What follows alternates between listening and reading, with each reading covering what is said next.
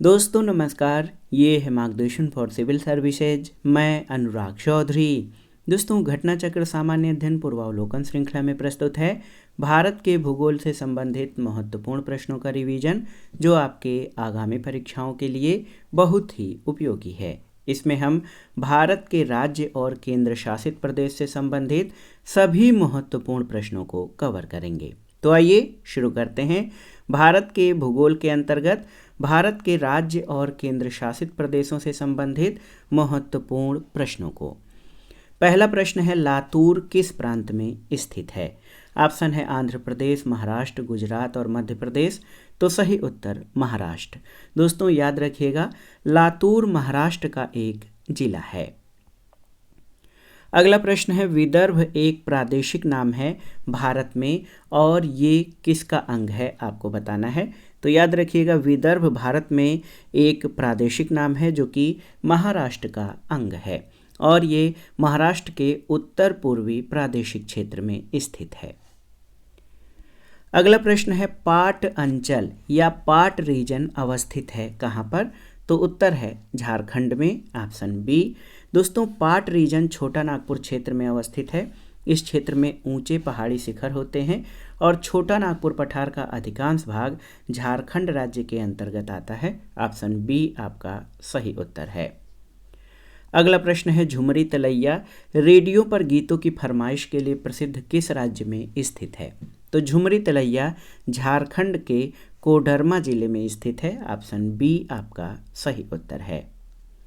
अगले प्रश्न पर आते हैं, भारत के निम्नलिखित राज्यों में किसे भारत का कोहिनूर कहा जाता है? तो याद रखिएगा दोस्तों, आंध्र प्रदेश को भारत का कोहिनूर कहा जाता है क्योंकि आंध्र प्रदेश के कोल्लूर की खान से ही विश्व प्रसिद्ध कोहिनूर हीरा प्राप्त किया गया था। इस कारण से इस राज्य को भारत का कोहिनूर कहा जाता है।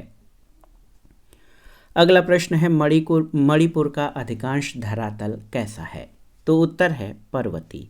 दोस्तों, मणिपुर की कुल भूमि का 1843 वर्ग किलोमीटर क्षेत्र नदी घाटी बेसिन से संबंधित है, जो यहाँ की कुल भूमि का 8% है, जबकि मणिपुर का 92% भूमि पहाड़ी और पर्वतीय किस्म की है। अगला प्रश्न है, मणिपुर में कुछ लोग लटकी हुई गाद से बंधे अपतृण यानी वीड और सड़ती वनस्पति के तैरते हुए द्वीपों पर बने हुए मकानों में रहते हैं। इन द्वीपों को क्या कहा जाता है? तो याद रखिएगा, फूमडी। फूमडी कहा जाता है मणिपुर में जो है अपतृण और सड़ती वनस्पति के तैरते द्वीपों से बने मकानों को। और आप जान लीजिए, फूमडी मणिपुर की लोकटक झील में तैरने वाले द्वीप हैं। अगला प्रश्न है, भारत के किस राज्य को सिलिकॉन स्टेट के नाम से जाना जाता है? तो बहुत ही महत्वपूर्ण है, कर्नाटक राज्य को। याद रखिएगा, भारत के कर्नाटक राज्य को जो है सूचना प्रौद्योगिकी के गढ़ की वजह से इसको आईटी पावर हाउस या सिलिकॉन स्टेट के नाम से जाना जाता है और भारत की सिलिकॉन वैली के नाम से प्रसिद्ध बंगलुरु शहर में ये स्थित है। अगला प्रश्न है, भारत की सिलिकॉन वैली कहाँ पर स्थित है? आपको बताना है। तो आप जानते हैं, बंगलुरु में। अगला प्रश्न, कौन सा सही सुमेलित है? यहाँ पर 4 विकल्प आपके दिए गए हैं, इसमें आपको बताना है कौन सा सही सुमेलित है। औरंगाबाद आंध्र प्रदेश में नहीं बल्कि महाराष्ट्र में स्थित है। पालनपुर गुजरात में सही है। हुबली महाराष्ट्र में नहीं बल्कि कर्नाटक में स्थित है, याद रखिएगा। और गुंटूर ओडिशा में नहीं बल्कि आंध्र प्रदेश में स्थित है। तो ऑप्शन बी जो पालनपुर गुजरात में है, यही केवल आपका सही सुमेलित है, अन्य विकल्प सही सुमेलित नहीं हैं। अगला प्रश्न है, निम्नलिखित में से कौन सही सुमेलित नहीं है? आपको बताना है। यानी जो 4 विकल्प हैं इसमें से केवल एक सुमेलित नहीं है। छत्तीसगढ़ मैदान, झारखंड छोटा नागपुर पठार, महाराष्ट्र वृष्टि छाया प्रदेश और आंध्र प्रदेश मलनाड, ये आपका सही नहीं है। मलनाड जो है आंध्र प्रदेश का नहीं बल्कि कर्नाटक का पहाड़ी प्रदेश है जो घने जंगलों से ढका हुआ है, इसलिए मलनाड कर्नाटक का क्षेत्र नहीं है, आंध्र प्रदेश का क्षेत्र है। तो दोस्तों आप जान लीजिए कि मलनाड जो है, आप जान लीजिए ये आंध्र प्रदेश का नहीं बल्कि तमिलनाडु का। यहाँ पर मलनाड कर्नाटक का पहाड़ी क्षेत्र है, कर्नाटक का, न कि आंध्र प्रदेश का। अगला प्रश्न है, निम्नलिखित नगरों में से कौन राष्ट्रीय राजधानी क्षेत्र में अवस्थित है? आपको बताना है।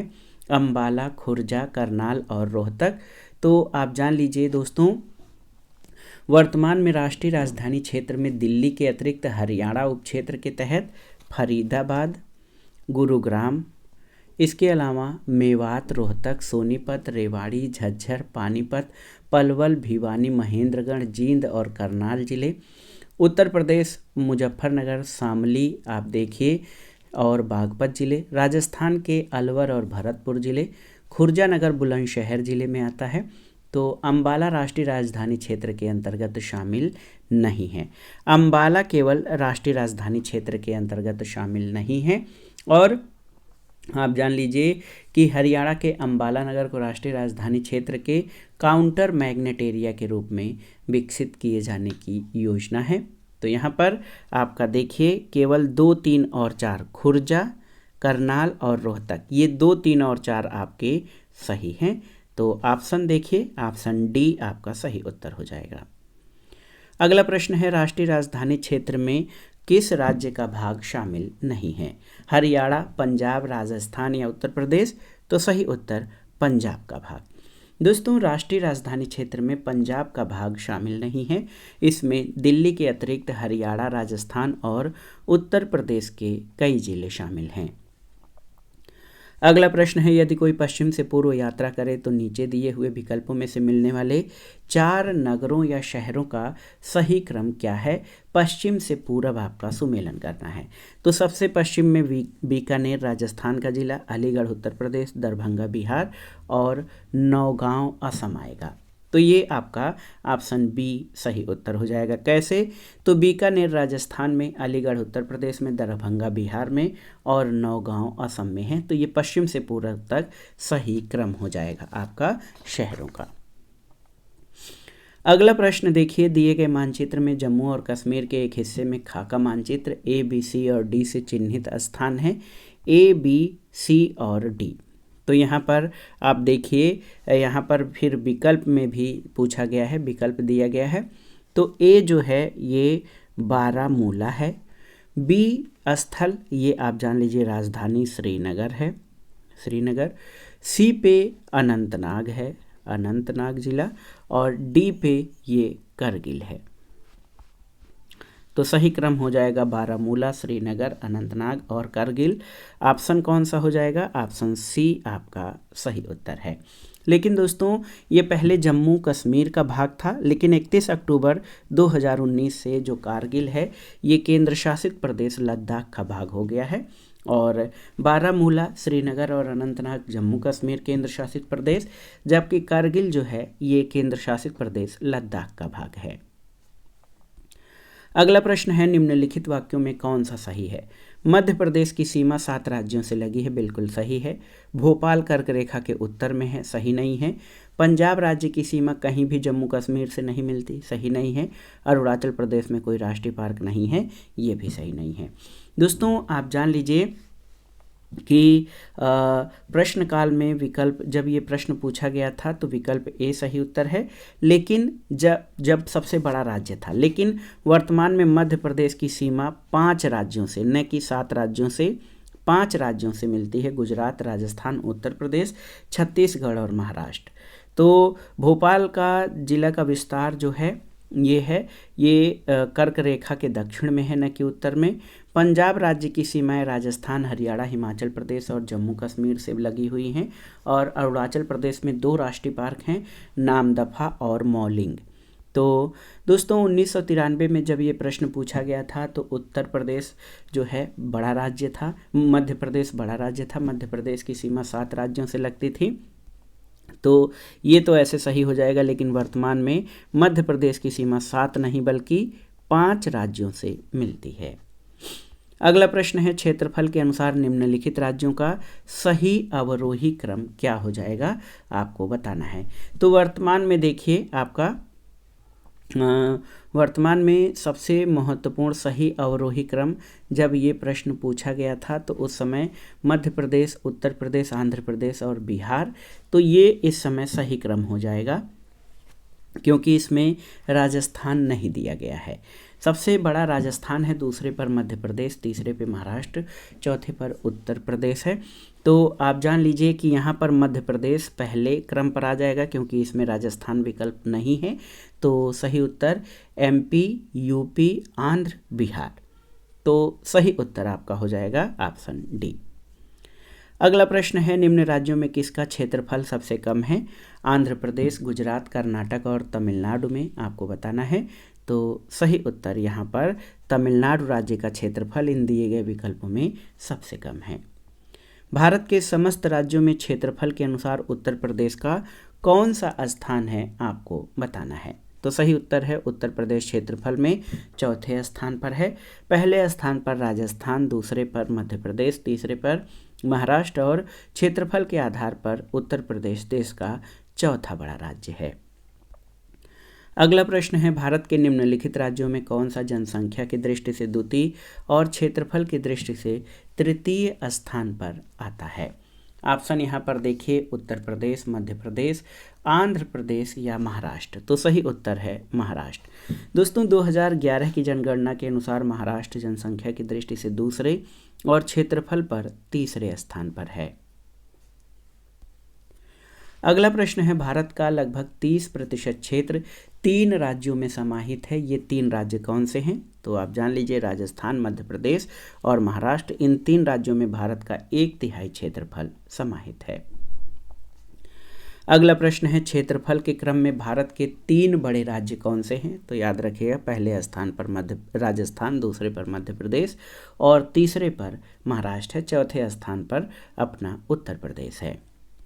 अगला प्रश्न है, निम्नलिखित में से कौन भारत के राज्यों का उनके क्षेत्रफल के अवरोही क्रम में सही है? तो यहाँ पर देखिए, छत्तीसगढ़, झारखंड, हिमाचल और उत्तराखंड। छत्तीसगढ़, झारखंड, हिमाचल और उत्तराखंड ये राज्यों का घटता हुआ क्रम है। ऑप्शन सी आपका सही उत्तर हो जाएगा। अगले प्रश्न पे, निम्नलिखित राज्यों को उनके भौगोलिक क्षेत्र के घटते हुए यानी अवरोही क्रम में व्यवस्थित कीजिए।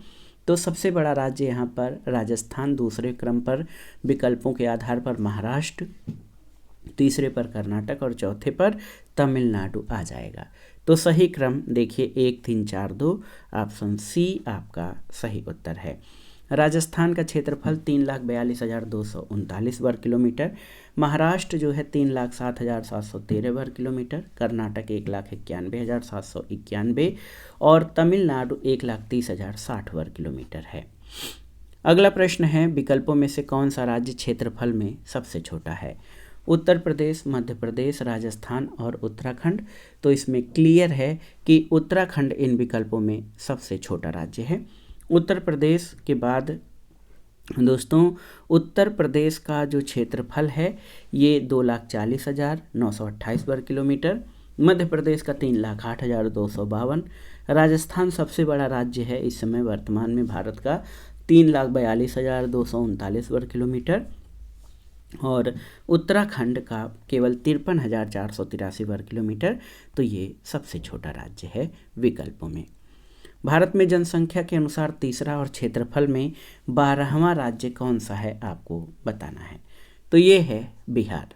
बिहार जनसंख्या की दृष्टि से भारत का तीसरा बड़ा राज्य है, क्षेत्रफल में 12वां राज्य था, लेकिन तेलंगाना के गठन के बाद क्षेत्रफल की दृष्टि से बिहार का 13वां स्थान हो गया है। जम्मू और कश्मीर को केंद्र शासित प्रदेश घोषित किए जाने के बाद क्षेत्रफल की दृष्टि से बिहार का पुनः 12वां स्थान है। तो वर्तमान में भी ये 12वें स्थान पर है। अगले प्रश्न पर आते हैं, निम्नलिखित राज्यों में कौन से उत्तर प्रदेश के सीमावर्ती हैं? पंजाब, राजस्थान, छत्तीसगढ़ और झारखंड में से आपको बताना है। तो सही उत्तर आपका हो जाएगा राजस्थान, छत्तीसगढ़ और झारखंड। दोस्तों यहाँ पर देखिए 2, 3 और 4। तो उत्तर प्रदेश की सीमा हिमाचल प्रदेश, हरियाणा, राजस्थान, मध्य प्रदेश, छत्तीसगढ़, झारखंड, बिहार, उत्तराखंड और केंद्र शासित प्रदेश दिल्ली से मिलती है। पंजाब जो है उत्तर प्रदेश का सीमावर्ती नहीं है, तो यहाँ पर पंजाब नहीं होगा। 2, 3 और 4 आपके सही उत्तर हो जाएंगे। अगला प्रश्न है, असम कुल मिलाकर कितने राज्यों और केंद्र शासित प्रदेशों से घिरा हुआ है? तो याद रखिएगा, असम जो है इसकी सीमाएं कुल 7 राज्यों से मिलती हैं।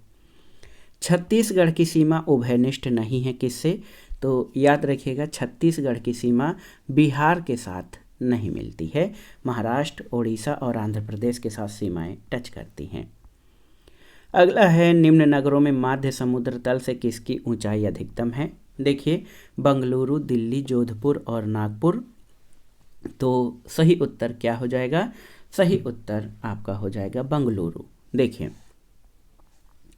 बंगलुरु की समुद्र तल से माध्य ऊंचाई जो है इन विकल्पों में सर्वाधिक है, 910 मीटर, दिल्ली 218, जोधपुर 250 से 300 मीटर और नागपुर 312.41 मीटर है।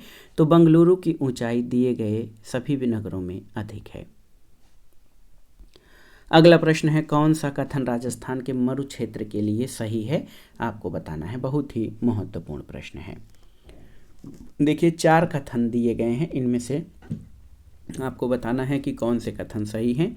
ये विश्व का सबसे घना बसा मरुस्थल है, सही है। ये लगभग 10,000 वर्ष पुराना है, जिसका कारण अत्यधिक मानवीय हस्तक्षेप है। यहाँ केवल 40 से 60% क्षेत्र ही कृषि के लिए उपयुक्त है और शुद्ध बोए गए क्षेत्रफल में वृद्धि के कारण चारागाह क्षेत्र के विस्तार पर कुप्रभाव पड़ा है। तो राजस्थान के बारे में ये चारों ही कथन आपके सही हैं। ऑप्शन डी आपका सही उत्तर हो जाएगा। दोस्तों, राजस्थान मरुक्षेत्र विश्व का सर्वाधिक घना बसा मरुस्थल है। यहाँ पर 83 व्यक्ति प्रति वर्ग किलोमीटर जो है यहाँ पर बसावट है। ये अनुमानतः 10,000 वर्ष पुराना है। यहाँ केवल 40 से 60% क्षेत्र ही कृषि के लिए प्रयुक्त है और सिंचाई सुविधाओं में विकास के फलस्वरूप शुद्ध बोए गए क्षेत्र में वृद्धि के कारण चारागाह क्षेत्र के विस्तार पर यहाँ कुप्रभाव पड़ा है। अगला प्रश्न है, भारत का एक विशेष राज्य कुछ विशेषताओं से युक्त है। इसके आधार पर आपको बताना है कि इसमें किसके बारे में वर्णन किया गया है। ये उसी अक्षांश पर स्थित है जो उत्तरी राजस्थान से होकर जाता है। इसका 80% से अधिक क्षेत्र वन अंतर्गत आता है और 12% से अधिक वनाच्छादित क्षेत्र इस राज्य के रक्षित क्षेत्र नेटवर्क में है। तो ये दोस्तों, ये अरुणाचल प्रदेश की विशेषताओं को वर्णित कर रहा है। यहाँ पर आप देखिए, ऑप्शन ए आपका सही उत्तर है। उत्तरी अक्षांश रेखा 28 डिग्री उत्तरी अक्षांश रेखा अरुणाचल प्रदेश के मध्य भाग और उत्तरी राजस्थान से होकर गुजरती है। भारत वन स्थिति रिपोर्ट 2021 के अनुसार अरुणाचल प्रदेश का 80% से अधिक भाग वनावरण के अंतर्गत है, जबकि 12% वनाच्छादित क्षेत्र इस राज्य के रक्षित नेटवर्क के अंतर्गत आता है। अगला प्रश्न है, कौन सा राज्य उत्तर पूर्वी राज्यों की 7 बहनों का भाग नहीं है? ऑप्शन है मेघालय, पश्चिम बंगाल, अरुणाचल या त्रिपुरा। तो सही उत्तर है पश्चिम बंगाल इसमें शामिल नहीं है। 7 सिस्टर्स जो हैं अरुणाचल प्रदेश, असम, मेघालय, मणिपुर, मिजोरम, नागालैंड, त्रिपुरा है। इसमें पश्चिम बंगाल शामिल नहीं है। अगला प्रश्न है, जब 1953 में आंध्र प्रदेश एक अलग राज्य बना था तब उसकी राजधानी क्या थी? आपको बताना है। गुंटूर, करनूल, नेल्लोर या बंगलौर, वारंगल। तो सही उत्तर करनूल। दोस्तों, मद्रास राज्य के अंतर्गत तेलुगु भाषियों के अधिकारों के लिए आमरण अनशन करने वाले अमरजीवी पोट्टी श्रीरामुलु की मृत्यु के बाद हुए जन आंदोलन के फलस्वरूप अक्टूबर 1953 में आंध्र प्रदेश को अलग राज्य बनाया गया, जिसकी राजधानी करनूल बनी थी। 1 नवंबर 1956 को आंध्र प्रदेश में हैदराबाद स्टेट के तेलंगाना क्षेत्र के संविलीन होने के बाद इसकी राजधानी हैदराबाद हो गई थी।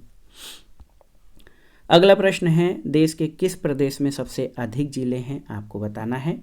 मध्य प्रदेश, महाराष्ट्र, तमिलनाडु या उत्तर प्रदेश। तो उत्तर प्रदेश में सर्वाधिक जिले हैं, 75 जिले हैं उत्तर प्रदेश में, जबकि मध्य प्रदेश में 52, महाराष्ट्र में 36 और तमिलनाडु में 38 जिले हैं। अगला प्रश्न है, भौगोलिक क्षेत्र की दृष्टि से भारत के निम्न जिलों में कौन सा जिला सबसे बड़ा है? लेह, कच्छ, जैसलमेर या बाड़मेर। तो सही उत्तर कच्छ जिला। देखिए, लेह का क्षेत्रफल 45,100 वर्ग किलोमीटर, जबकि कच्छ का क्षेत्रफल 45,674 वर्ग किलोमीटर है। तो अगर कच्छ ऑप्शन में नहीं रहता है तो लेह सबसे बड़ा होगा। वैसे कच्छ जो है सबसे बड़ा जिला है क्षेत्रफल के आधार पर, लेह दूसरे स्थान पर है। अगला प्रश्न है, उत्तर प्रदेश के सोनभद्र जिले को स्पर्श करती हैं कितने राज्यों की सीमाएं? तो उत्तर है 4 राज्यों की सीमाएं। दोस्तों सोनभद्र जिले की सीमा 4 राज्यों से मिलती है, जिसमें छत्तीसगढ़, बिहार, मध्य प्रदेश और झारखंड हैं। अगला प्रश्न है, 4 दक्षिणी राज्य आंध्र प्रदेश, कर्नाटक, केरल और तमिलनाडु में कौन सा सबसे अधिक भारतीय राज्यों के साथ सीमावर्ती है, आपको बताना है।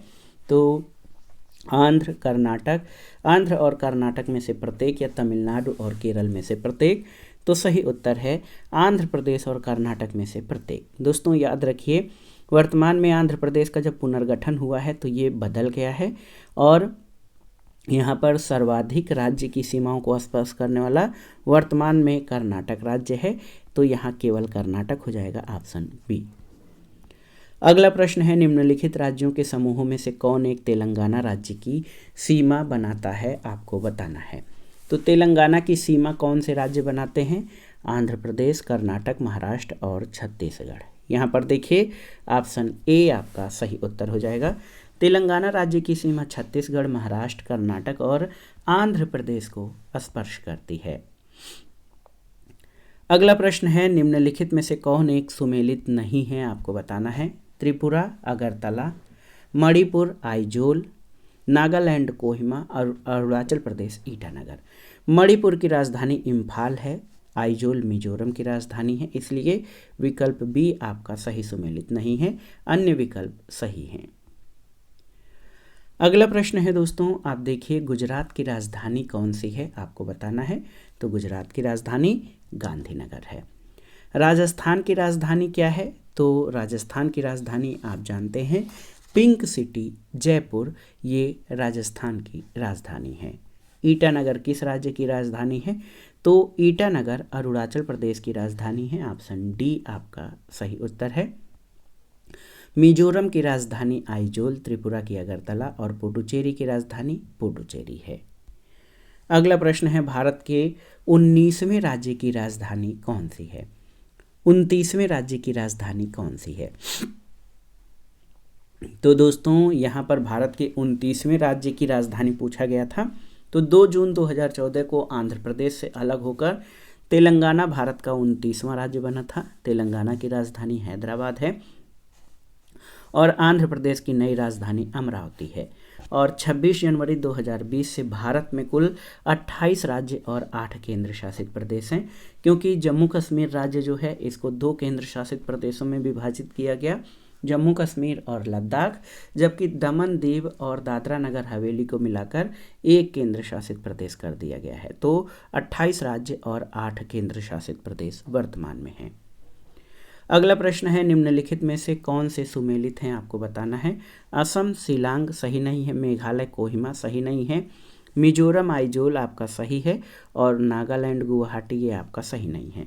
असम की राजधानी दिसपुर, मेघालय की शिलांग, मिजोरम की आइजोल और नागालैंड की राजधानी कोहिमा है। अगला प्रश्न है, निम्नलिखित में से कौन सा एक सुनियोजित राजधानी नगर नहीं है? चंडीगढ़, भुवनेश्वर, बंगलुरु या गांधीनगर? तो सही उत्तर बंगलुरु। दोस्तों चंडीगढ़, भुवनेश्वर और गांधीनगर सुनियोजित या प्लान्ड कैपिटल सिटीज हैं, जबकि बंगलुरु सुनियोजित राजधानी नगर नहीं है। अगला प्रश्न है, सूची 1 का राज्य की राजधानियों से सुमेलन कराइए। असम की राजधानी दिसपुर है, नागालैंड की राजधानी कोहिमा है, अरुणाचल प्रदेश की ईटानगर और मेघालय की शिलांग है। तो 3, 2, 4 और 1 ऑप्शन बी आपका सही उत्तर हो जाएगा। अगले प्रश्न पर आते हैं। सूची 1 का सूची 2 के राजधानियों से मिलान करना है और दिए गए कोड से सही उत्तर का चयन करना है। असम का दिसपुर, मिजोरम का आइजोल, गुजरात का गांधीनगर और मणिपुर की इम्फाल है। 3, 4, 1, 2 ऑप्शन बी आपका सही उत्तर हो जाएगा। अगले प्रश्न पर आते हैं। भारत का कौन सा राज्य अधिकतम राज्य सीमाओं को छूता है? इन विकल्पों के आधार पर आपको बताना है कि कौन सा राज्य अधिकतम सीमाओं को छूता है। मध्य प्रदेश, कर्नाटक, आंध्र प्रदेश या उत्तर प्रदेश? तो यहाँ पर अब आप देखिए उत्तर प्रदेश सही है। उत्तर प्रदेश राज्य की सीमा कुल 8 राज्य और 1 केंद्र शासित प्रदेश से मिलती है। 8 राज्यों में हिमाचल प्रदेश, हरियाणा, राजस्थान, मध्य प्रदेश, छत्तीसगढ़, झारखंड, बिहार और उत्तराखंड तथा केंद्र शासित प्रदेश दिल्ली हैं। मध्य प्रदेश की सीमा 5 राज्यों से, गुजरात, राजस्थान, उत्तर प्रदेश, छत्तीसगढ़ और महाराष्ट्र से। आंध्र प्रदेश की सीमा 5 राज्यों से, और यदि पुडुचेरी केंद्र शासित प्रदेश के यनम क्षेत्र को छोड़ा जाए तो सीमा 6 राज्यों और केंद्र शासित प्रदेशों से लगी मानी जाएगी। कर्नाटक की सीमा 6 राज्यों आंध्र प्रदेश, तेलंगाना, महाराष्ट्र, गोवा, केरल और तमिलनाडु से लगती है। अगला प्रश्न है, मध्य प्रदेश से किस राज्य की सीमा नहीं लगती है? आपको बताना है। राजस्थान, गुजरात, झारखंड और महाराष्ट्र। तो मध्य प्रदेश की सीमा झारखंड से नहीं लगती है, याद रखिएगा। ऑप्शन सी आपका सही उत्तर है। अगला प्रश्न है, भारत के संदर्भ में छत्तीसगढ़ किस भू आकृतिक प्रदेश के अंतर्गत आता है? महत्वपूर्ण प्रश्न है। तो सही उत्तर है दोस्तों, छत्तीसगढ़ जो है प्रायद्वीपीय उच्च भूमि के अंतर्गत आता है। यहाँ पर आप देखिए, बहुत ही महत्वपूर्ण प्रश्न है। छत्तीसगढ़ प्रायद्वीपीय उच्च भूमि के अंतर्गत आता है। राज्यों के बाद आइए केंद्र शासित प्रदेश से संबंधित महत्वपूर्ण प्रश्नों को भी देख लेते हैं। दोस्तों, 26 जनवरी 2020 से भारत में 28 राज्य और 8 केंद्र शासित प्रदेश हैं। 26 जनवरी 2020 से दादरा और नगर हवेली तथा दमन और दीव का विलय करके एक केंद्र शासित प्रदेश के रूप में स्थापित कर दिया गया है। तो भारत में वर्तमान में केंद्र शासित राज्यों की संख्या कितनी है? याद रखिएगा, वर्तमान में भारत में 28 स्टेट और 8 यूनियन टेरेटरीज हैं। तो याद रखिएगा, 28 स्टेट और 8 यूनियन टेरेटरीज हैं। दोस्तों देखिए, भारत में 26 जनवरी 2020 से क्या स्थिति है? 28 राज्य और 8 केंद्र शासित प्रदेश। 26 जनवरी 2020 से दादरा और नगर हवेली तथा दमन और दीव का विलय करके एक केंद्र शासित प्रदेश दादरा और नगर हवेली तथा दमन दीव कर दिया गया है। इसके अलावा दिल्ली, चंडीगढ़, लक्षद्वीप, पुडुचेरी, अंडमान निकोबार द्वीप समूह, जम्मू और कश्मीर तथा लद्दाख, ये 7 अन्य जो हैं ये भारत के केंद्र शासित प्रदेश हैं। भारत का सबसे बड़ा संघ राज्य कौन सा है? तो दोस्तों आप जान लीजिए कि वर्तमान में लद्दाख जो है भारत का सबसे बड़ा संघ राज्य है। लद्दाख जो भारत का सबसे बड़ा संघ राज्य है। लेकिन यहाँ पर अगर जो आप देखेंगे, जब ये प्रश्न पूछा गया था तो दिल्ली था, लेकिन 26 जनवरी 2020 के बाद भारत का सबसे बड़ा संघ राज्य लद्दाख हो गया है। अगला प्रश्न है, भारत का सबसे छोटा केंद्र शासित प्रदेश कौन सा है? तो ये आपका लक्षद्वीप है। यहाँ पर देखिए ऑप्शन सी, भारत का सबसे छोटा केंद्र शासित प्रदेश आपका लक्षद्वीप है। बहुत ही महत्वपूर्ण प्रश्न है, आप देख सकते हैं दोस्तों। अब देखिए, ये प्रश्न आपके सामने है। भारत का सबसे छोटा केंद्र शासित प्रदेश लक्षद्वीप है। भूभाग की दृष्टि से लक्षद्वीप सबसे छोटा है। इसके अलावा जनसंख्या की दृष्टि से भी लक्षद्वीप की जनसंख्या सबसे कम है। लक्षद्वीप में कुल 36 द्वीप आते हैं। अगला प्रश्न है, पुडुचेरी का क्षेत्र विभाजित पाया जाता है कहाँ पर? तो TKA, तमिलनाडु, केरल और आंध्रा। यहाँ पर ऑप्शन सी आपका सही उत्तर है। याद रखिएगा, पुडुचेरी 4 अलग अलग जिलों में है, जिनमें 2 कराईकल और पुडुचेरी तमिलनाडु के पास हैं, यनम आंध्र प्रदेश के पास और माहे केरल के पास है। तो तमिलनाडु, केरल और आंध्र प्रदेश में पुडुचेरी का क्षेत्र विभाजित पाया जाता है। अगले प्रश्न पर आते हैं दोस्तों। अगला महत्वपूर्ण प्रश्न है, कौन एक केंद्र शासित प्रदेश नहीं है? त्रिपुरा, दमन दीव, लक्षद्वीप और पुडुचेरी। तो आप जानते हैं कि त्रिपुरा जो है ये हमारा राज्य है, न कि केंद्र शासित प्रदेश। दमन दीव, लक्षद्वीप, पुडुचेरी केंद्र शासित प्रदेश हैं। त्रिपुरा 3 ओर से बांग्लादेश से घिरा है। 26 जनवरी 2020 से दादरा और नगर हवेली तथा दमन और दीव का विलय कर एक केंद्र शासित प्रदेश दादरा और नगर हवेली तथा दमन दीव कर दिया गया है। अगला प्रश्न है, दमन और दीव के बारे में कौन सा कथन सत्य है? आपको बताना है। 1, 2, 3 यहाँ पर 3 कथन हैं। तो स्वतंत्रोत्तर ब्रिटिश आधिपत्य में था दमन द्वीप सही नहीं है। दमन और दीव के बीच खंबात की खाड़ी है और इसकी राजधानी दमन है। तो 2 और 3 आपके सही हैं। दोस्तों प्रश्न जब ये पूछा गया था तो दमन और दीव भारत का एक संघ शासित प्रदेश था। ये 2 भागों दमन और दीव में विभाजित था। दमन और दीव की राजधानी दमन थी। दोनों के मध्य खंभात की खाड़ी स्थित है। पुर्तगालियों ने गुजरात के शाह से दमन का अधिग्रहण किया और 1523 में दमन बंदरगाह पहुंचे थे। लगभग 4 शताब्दियों तक शासन करने के बाद 1961 में इसे पुर्तगालियों से स्वतंत्रता मिली, न कि अंग्रेजों से। 2 कथन और 3 आपके सही हैं, लेकिन 26 जनवरी 2020 से स्थिति ये है कि दादरा और नगर हवेली तथा दमन और दीव का विलय करके एक केंद्र शासित प्रदेश दादरा और नगर हवेली दमन दीव कर दिया गया है। अगला प्रश्न है, यहाँ पर आप देख सकते हैं कि ये एक मैप दिया गया है, किस केंद्र शासित प्रदेश का है। ये मैप किसका है आपको बताना है। तो ये दादरा और नगर हवेली का मैप है। ये दादरा और नगर हवेली का है। इसके 2 क्षेत्र हैं, ऊपरी द्वीपीय भाग दादरा और नीचे का भाग हवेली नगर हवेली। दादरा और नगर हवेली की राजधानी सिलवासा नगर हवेली क्षेत्र में थी और इस केंद्र शासित प्रदेश के दोनों क्षेत्र गुजरात और महाराष्ट्र की सीमा पर हैं। 26 जनवरी 2020 से दादरा और नगर हवेली तथा दमन और दीव का विलय कर एक केंद्र शासित प्रदेश बना दिया गया है। इसका नाम हो गया है दादरा और नगर हवेली तथा दमन और दीव। अगला प्रश्न है, सिलवासा राजधानी है। तो सिलवासा आप जान लीजिए कि ये दादरा और नगर हवेली की राजधानी रही है। निम्नलिखित में से कौन सा केंद्र शासित प्रदेश नहीं है आपको बताना है। गोवा, लक्षद्वीप, दादरा और नगर हवेली या चंडीगढ़। तो सही उत्तर गोवा। दोस्तों, लक्षद्वीप, दादरा और नगर हवेली और चंडीगढ़ केंद्र शासित प्रदेश हैं, जबकि गोवा एक राज्य है। गोवा जो है एरिया वाइज या क्षेत्रफल की दृष्टि से भारत का सबसे छोटा राज्य है।